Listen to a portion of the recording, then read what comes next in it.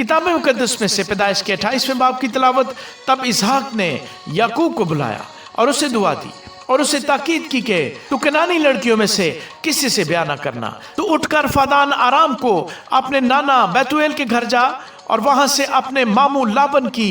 بیٹیوں میں سے ایک کو بیاہ لا، اور قادر مطلق خدا تجھے برکت بخشے اور تجھے برومند کرے اور بڑھائے کہ تجھ سے قوموں کے جتھے پیدا ہوں، اور وہ ابراہم کی برکت تجھے اور تیرے ساتھ تیری نسل کو دے، کہ تیری مسافرت کی یہ سرزمین جو خدا نے ابراہم کو دی تیری میراث ہو جائے۔ سو اسحاق نے یعقوب کو رخصت کیا اور وہ فدان آرام میں لابن کے پاس جو آرامی بیتویل کا بیٹا اور یعقوب اور عیساؤ کی ماں ربکا کا بھائی تھا گیا۔ پس جب عیساؤ نے دیکھا کہ اسحاق نے یعقوب کو دعا دے کر اسے فادان آرام کو بھیجا ہے تاکہ وہ وہاں سے بیوی بیاہ کر لائے، اور اسے دعا دیتے وقت یہ تاکید بھی کی ہے کہ تو کنانی لڑکیوں میں سے کسی سے بیاہ نہ کرنا، اور یعقوب اپنے ماں باپ کی بات مان کر فادان آرام کو چلا گیا۔ اور عیساؤ نے یہ بھی دیکھا کہ کنانی لڑکیاں اس کے باپ اسحاق کو بری لگتی ہیں، تو عیساؤ اسماعیل کے پاس گیا اور مہلت کو جو اسماعیل بن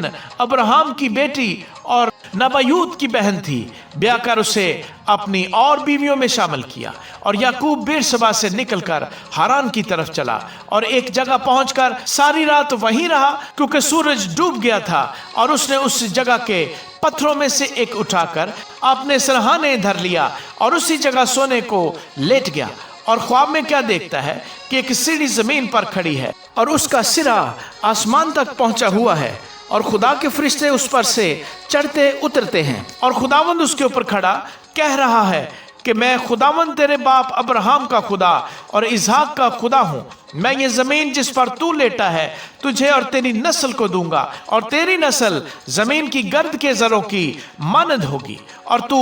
مشرق اور مغرب اور شمال اور جنوب میں پھیل جائے گا، اور زمین کے سب قبیلے تیرے اور تیری نسل کے وسیلے سے برکت پائیں گے۔ اور دیکھ میں تیرے ساتھ ہوں، اور ہر جگہ جہاں کہیں تو جائے تیری حفاظت کروں گا، اور تجھ کو اس ملک میں پھر لاؤں گا، اور جو میں نے تجھ سے کہا ہے جب تک اسے پورا نہ کر لوں تجھے نہیں چھوڑوں گا۔ تب یعقوب جاگ اٹھا اور کہنے لگا کہ یقیناً خداوند اس جگہ ہے اور مجھے معلوم نہ تھا، اور اس نے ڈر کر کہا یہ کیسی بھیانک جگہ ہے، سو یہ خدا کے گھر اور آسمان کے آستانے کے سوا اور کچھ نہ ہوگا۔ اور یعقوب صبح سویرے اٹھا اور اس پتھر کو جسے اس نے اپنے سرہانے دھرا تھا لے کر ستون کی طرح کھڑا کیا،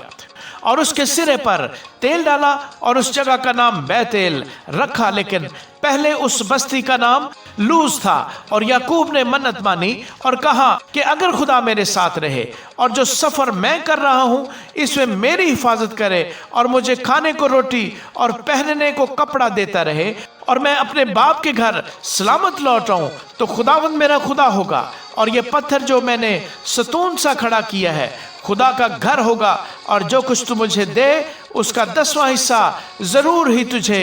دیا کروں گا۔ آمین۔